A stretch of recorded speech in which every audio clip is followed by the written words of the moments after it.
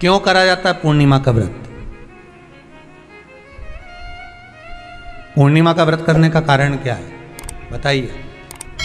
आप इतने सालों से कर रही हो, कई माताएं कर रही होंगी पूर्णिमा का व्रत। एक समय फलाहार करती हैं, एक समय भोजन करती हैं। भोजन में खीर का होना जरूरी होता है पूर्णिमा के व्रत में, दूध की सामग्री होना जरूरी होती है पूर्णिमा के व्रत में। 12 महीने की पूर्णिमा करो मना नहीं है। और पूर्णिमा उठाने का भी समय होता है चैत्री। चैत्र के महीने की जो पूर्णिमा होती है, चैत्री पूर्णिमा पहली पूर्णिमा मानी जाती है, इसलिए चैत्री पूर्णिमा को सिद्ध पूर्णिमा कहते, कार्य सिद्धात्री पूर्णिमा कहते, सिद्ध करने वाले। मनोरथी पूर्णिमा कहते हैं, मनोरथी पूर्णिमा। इसलिए पूर्णिमा का व्रत कहां से उठाया जाता है? चैत्र के महीने की पूर्णिमा से पूर्णिमा का व्रत उठाया जाता है कि मैं महीने की पूर्णिमा करूंगी तो वो चैत्र पूर्णिमा से उसको उठा लिया जाता है। पर उसका एक नियम रहता है, आप फलाहार करें अपनी जगह पर है, पर एक समय भोजन कर रहे हैं वो अपनी जगह पर। भोजन के साथ में मीठे के साथ थोड़ा दूध की सामग्री होना जरूरी होती है। और क्यों करते हैं पूर्णिमा का व्रत, किस लिए किया जाता है, क्यों करा जाता है, उसका व्याख्यान वर्णन शिव महापुराण के अंतर्गत स्कंद पुराण में लिखा गया। स्कंद पुराण में वर्णन किया है श्री वेद व्यास जी महाराज ने। कहा ये पूर्णिमा का व्रत इसलिए किया जाता है कि व्यक्ति का जब मन गलत भ्रम में जाने लगता है, मन जब गलत जगह पर जाने लगता है, तो ये मन को गलत जगह पर ले जाने वाला कौन होता है? तो कहा ये चंद्र होता है। व्यक्ति की राशि के अंतर्गत, व्यक्ति की पत्रिका के अंतर्गत, व्यक्ति की ग्रह दशा के अंतर्गत जब चंद्र बेकार चलता है तो व्यक्ति अच्छा करते करते भी बेकार करने लग जाता है। चंद्र डोल रहा है। कई माताएं कहती हैं गुरुजी हमारे बेटे को आशीर्वाद दीजिए, बहुत गलत संगत में जा रहा है। मतलब समझ जाना कि चंद्र गड़बड़ जा रहा है। बेटी अगर गलत मार्ग पर जा रही है, बेटी अगर गलत संगत में जा रही है, किसी अन्य व्यक्ति को आकर्षित हो, चंद्र गड़बड़ हो रहा है, उसका चंद्र कहीं जा रहा है। कोई पुरुष, कोई लड़का, कोई गलत मार्ग पर जा रहा है, चंद्र गड़बड़ हो रहा है। घर में जो क्लेश उत्पन्न होता है, घर में जो विवाद उत्पन्न होता है, उस विवाद को रोकने के लिए केवल चंद्र की ही, इसलिए तो पूर्णिमा घर की नारियां हमारे यहाँ हिंदू धर्म में यहाँ तक स्कंद पुराण में कह दिया कि प्रत्येक पूर्णिमा, आप लोग कभी आप लोगों ने सत्यनारायण जी की कथा करवाई है? जितने लोग आस्था चैनल पर कथा सुन रहे हैं, जितने लोग फेसबुक यूट्यूब पर कथा सुन रहे हैं, यूट्यूब पर कथा का श्रवण कर रहे हैं, उनने कभी सत्यनारायण की कथा करवाई होगी। तो उसमें लिखा है हर कार्तिक, हर पूर्णिमा को, हर संक्रांति को ब्राह्मण सत्यनारायण भगवान की कथा या राजा या वैश्य कथा को कराता था या बढ़िया कथा कराता। सुनी कि नहीं सुनी ये बात? सत्यनारायण भगवान की कथा में लिखा है, स्कंद पुराण के अंतर्गत जो सत्यनारायण भगवान की कथा का स्मरण किया उसमें लिखा है प्रत्येक संक्रांति पूर्णिमा को सत्यनारायण की कथा करवाने लगा और ये योनि को प्राप्त हुआ, इस योनि से छूटा, इस योनि में गया। लिखा है, सब कुछ लिखा है। अब उत्ते से समझ जाओ कि पूर्णिमा को सत्यनारायण की कथा करने का बोला है। तो पूर्णिमा को सत्यनारायण की कथा का क्यों बोला? वैसे तो रोज कराओ सत्यनारायण जी की कथा, प्रतिदिन कराओ, मना नहीं है। आप क्या कोई विशेष फंक्शन है आप सत्यनारायण जी की कथा करवा, पर पूर्णिमा संक्रांति को और संक्रांति को पूर्णिमा को सत्यनारायण की कथा का स्मरण क्यों करवाया गया? क्योंकि पूर्णिमा के दिन अगर ये भगवान का व्रत रख लेगी, पूर्णिमा के दिन अगर ये खीर का प्रसाद बना लेगी, थोड़ा सा दूध की कोई सामग्री बना लेगी और भगवान को भोग लगा देगी, भले सत्यनारायण भगवान के भाव से बनाए, भले सत्यनारायण जी के निमित्तार्थ बना, पर अगर इसने सत्यनारायण भगवान के निमित्त से बना, पर पूर्णिमा के दिन अगर ये व्रत रखेगी, उपास रखेगी या कोई सामग्री बनाकर भगवान की पूजन कर लेगी, तो इसके घर में जो अशांति है वो शांति में बदल जाएगी। इसलिए कई घरों में आज भी सत्यनारायण भगवान की पूजन हर पूर्णिमा को करती है। माता किताब लेके बैठ जाती है, तुरंत उन्हें ऑफिस जाना, कहीं काम पे जाना, और तुरंत उसने जल्दी कलश रखा, कलश नहीं भी रखे तो भगवान की पूजन कर के ब्राह्मण देवता को बुला लेगी, ब्राह्मण नहीं आएंगे तो खुद कर लेगी, पर करती जरूर है। इतना सा आटा सेक लेगी, पंजेरी बनाई, सीरा बनाई, मिठाई रख दो, कुछ भी करेगी पर सत्यनारायण की कथा कर ले। उसका मन लग गया उसमें, मतलब पूर्णिमा को करना है। उसको करने से क्या होता है? शांति रहती है। कहते हैं पूरे जीवन में मनुष्य के शरीर में यदि 1 मिनट का भी शिव नाम हमारी जिह्वा पर आ जाता है तो हमारा संपूर्ण जन्म जो हमने मानव देह का लिया वो पूरा कृतार्थमय हो जाता है, धन्य हो जाता है।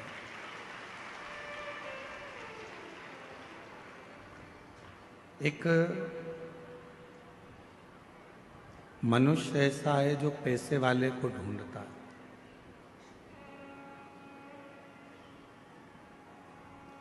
केवल एक मानव जो पैसे वाले को ढूंढता है, बाकी का ना कोई पशु, ना पक्षी, ना जानवर, ना कोई जीव, ना कोई जलचर, ना कोई थलचर, कोई ऐसा नहीं है जो पैसे वाले को ढूंढता हो।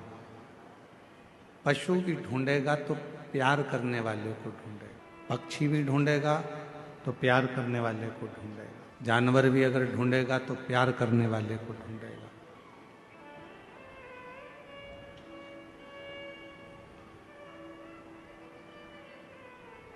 मनुष्य पैसे वाले को ढूंढता है, मानव धन वाले को ढूंढेगा, पर जानवर पशु पक्षी कभी पैसे वाले को नहीं ढूंढता। जानवर पशु पक्षी ये सब प्यार करने वाले को ढूंढते हैं कि हमें स्नेह कौन करे। एक क्षण का यदि प्रेम किसी पशु को, किसी पक्षी को, किसी जानवर को मिल जाता है तो वह आपसे दूर नहीं जाता और आपके पास आता है।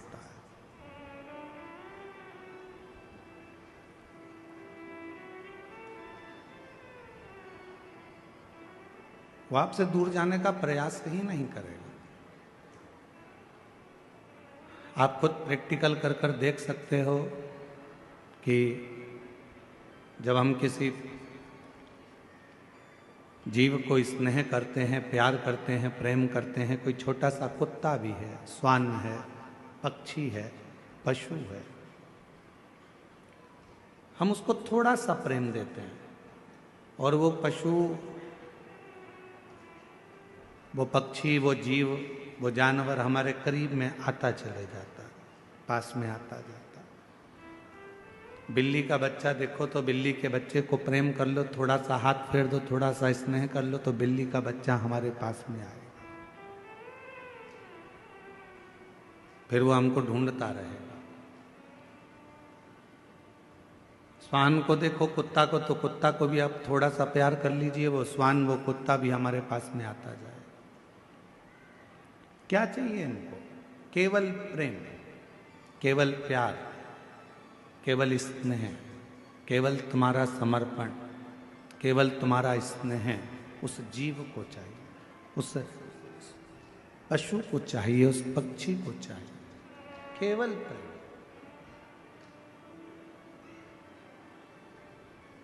और वो प्रेम के बल पर आपके प्रति इतना समर्पित हो जाता है, प्रेम के बल पर वो आपके प्रति इतना समर्पण धारण कर लेता है कि फिर आपको दुखी नहीं देख सकता। मनुष्य धन के पीछे भाग रहा है, मनुष्य पैसे वाले को ढूंढ रहा है और पशु पक्षी जीव जंतु प्यार को ढूंढ रहे हैं। शिव महापुराण की कथा कहती है, भगवान देवादिदेव महादेव का चरित्र कहता है, यदि इस पूरे संसार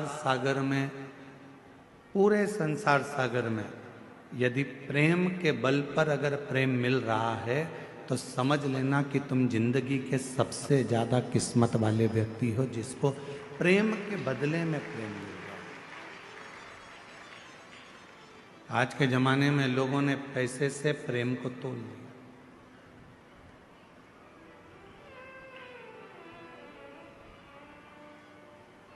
हर व्यक्ति स्नेह कब करता है कि जब मुझे फायदा कहाँ से मिलेगा, मुझे कैसे प्राप्त होगा, मुझे धन कैसे मिलेगा, मुझे प्राप्ति कैसे होगी, इससे मैं क्या लाभ ले सकता हूँ, इससे मैं क्या प्राप्त कर सकता हूँ, ये वो विचार कर।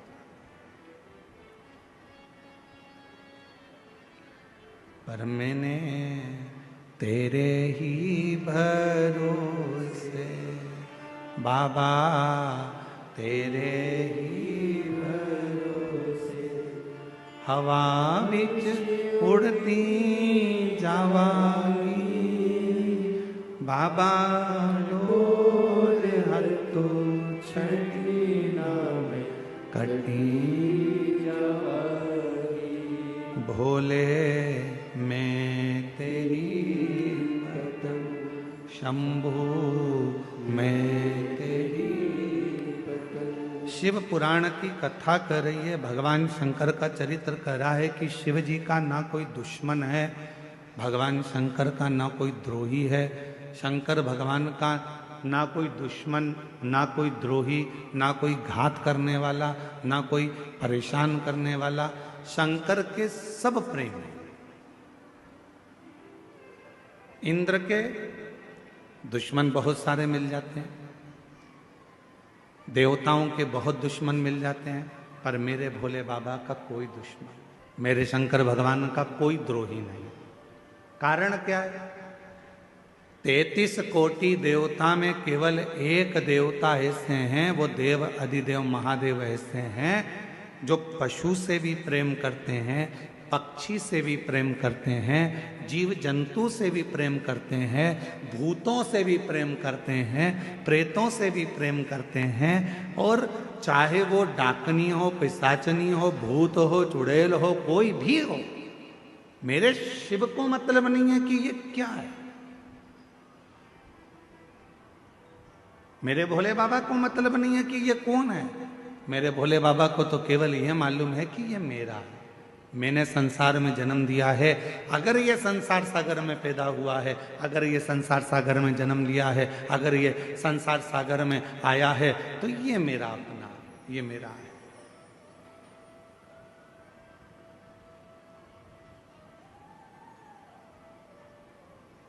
फिर इसमें कोई भेद नहीं है हमारा, ये मेरा अपना है और मैं इसका, इसमें कोई भेद नहीं। शिव पुराण कह रही है, भगवान शंकर का चरित्र कराए, ऐसा कोई देवता नहीं जो सर्प को भी श्रृंगार बनाए, ऐसा कोई देवता नहीं जो राख को भी, भस्म को भी अपना श्रृंगार बनाकर अपने शरीर पर धारण कर ले। जरूरी नहीं कि जिंदगी में हम आए हैं और हम जैसा सोचें वैसा ही हो, जरूरी नहीं है कि हम संसार सागर में, देखो भगवान ने आपको और हमको जन्म दे दिया, शरीर कैसा देना था ये उसको मालूम, हमारे पूर्व का कैसा कर्म था उसके अनुसार हमारा शरीर मिला। आपको और हमको जो शरीर मिला ये हमारे पूर्व के कर्म के अनुसार। आप सुंदर बनकर जन्मे, भगवान की कृपा है। आपके हाथ भगवान ने दिए, भगवान की कृपा है। आपके पांव भगवान ने दिए, भगवान की कृपा है। नेत्र दिए, भगवान की कृपा है। जिह्वा दी, वाणी दी, भगवान की कृपा है। श्रवण शक्ति दी, भगवान की कृपा है। बुद्धि दी, भगवान की कृपा है। शरीर कैसा देना था यह परमात्मा ने हमारे पूर्व का स्मरण कर कर, पूर्व के खातों को देखकर तब भगवान ने हमको दिया। यहाँ जितने लोग बैठे हैं, अगर आप में से किसी ने लोन लिया हो तो बैंक वाले पुराना हिसाब देखते हैं। यहाँ माइंस वाले बहुत काम करते होंगे तो लोन लेना ही पड़ता होगा, है? तो लोन लेते होगे तो पुराना हिसाब देखा जाता है।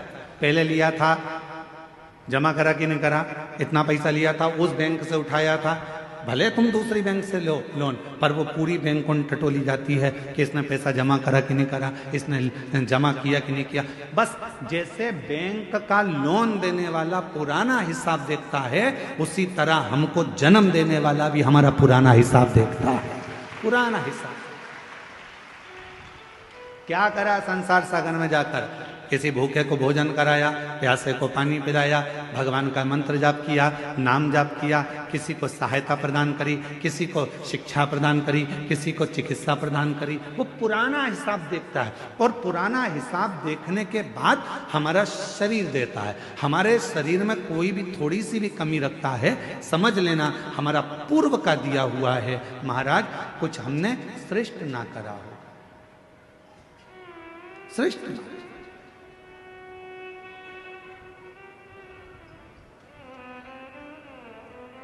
धृतराष्ट्र नेत्र नहीं है। एक बार भगवान द्वारकानाथ से धृतराष्ट्र ने पूछ लिया, क्या बता सकते हो कि मेरे नेत्र क्यों नहीं है? मैं इतना सुंदर जन्मा, मैं इतने बड़े राज्य का राजा बना, मैं इतना बड़ा नरेश बना, मैं इस हस्तिनापुर का राज सिंहासन संभाल रहा हूं और मेरे नेत्र नहीं है। आप बता सकते हो कि मेरी किस्मत ऐसी क्यों लिखी? भगवान द्वारकानाथ ने कहा, पूर्व जन्म में तुम एक सुंदर राजकुमार थे, एक हंस को देख लिया था, उस हंसनी को पकड़ने के चक्कर में वो तुम्हारे हाथ ना आई तो उसके साथ में जितने भी लोग बच्चे थे उन सब के नेत्र तुमने हर लिए थे, इसलिए तुम्हारे नेत्रों को हरा गया। पूर्व का कर्म। कोई पिछले जन्म के अच्छे कर्म मुझे बाबा दे, कोई पिछले जन्म के अच्छे कर्म मुझे बाबा तेरा साथ मिला। जहाँ सारी दुनिया झुकती है, जहाँ सारी दुनिया झुकती है, मुझे वो आली दरबार मिला, दरबार मिला। कोई पिछले जन्म के अच्छे कर्म मुझे बाबा तेरा साथ मिला। पूर्व का हमारा कोई अच्छा पुण्य होगा, अच्छे हाथ पैर दे दिए। पूर्व का हमारा कोई पुण्य होगा, बोलने के लिए वाणी दे दी। पूर्व का अच्छा पुण्य होगा, देखने के लिए नेत्र दे दिए महाराज। और भगवान ने सब कुछ दिया, पूर्व का पुण्य। और फिर याद रखो, हमारे और आपके पिछले जन्म का कोई अच्छा कर्म होगा जो शिव महापुराण की कथा कच्चे गांव में दे दी, ये पुण्य है।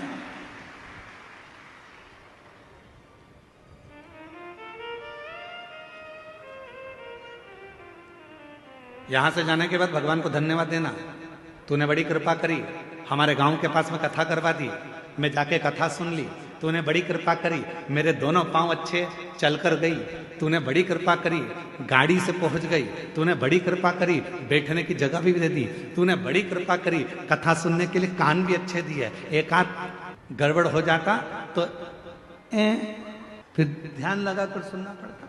तूने बड़ी कृपा करी, मेरे दो नेत्र दिए, अगर एक भी गड़बड़ कर देता तो देखने में आनंद, दर्शन में आनंद नहीं आता। तूने बड़ी कृपा करी कि मेरी मुख में वाणी दी, महाराज जब भजन गा रहे थे उनके साथ मैं भी गा रही थी। ये तेरी कृपा है, ये तेरी उदारता है, ये तेरी करुणा। और प्रभु भगवान से कहते रहना, भोलेनाथ ऐसी कृपा करना मेरे बूढ़ा महादेव, ऐसी कृपा करना बूढ़ा देव, ऐसी कृपा करना मेरे महादेव, ऐसी करुणा करना मेरे बाबा कि मेरे शरीर को ऐसे ही चलाते फिराते रहना, इसको पलंग पर मत पटक देना, इसको कहीं हॉस्पिटल में मत पटक देना, चलाते फिराते।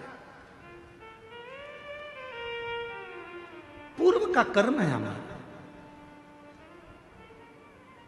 होते कई लोग ऐसे भी होते हैं जिनको खूब समझाओ, पास में कथा हो रही है चले जाओ, भगवान का नाम ले लो, एक लोटा जल चढ़ा दो, भगवान की भक्ति कर लो, पर वो करने को तैयार नहीं होता। उनके रहते हैं, नीम के पेड़ के नीचे कितनी भी गुलाब जामुन की चाशनी डालो, नीम मीठी हो जाएगी?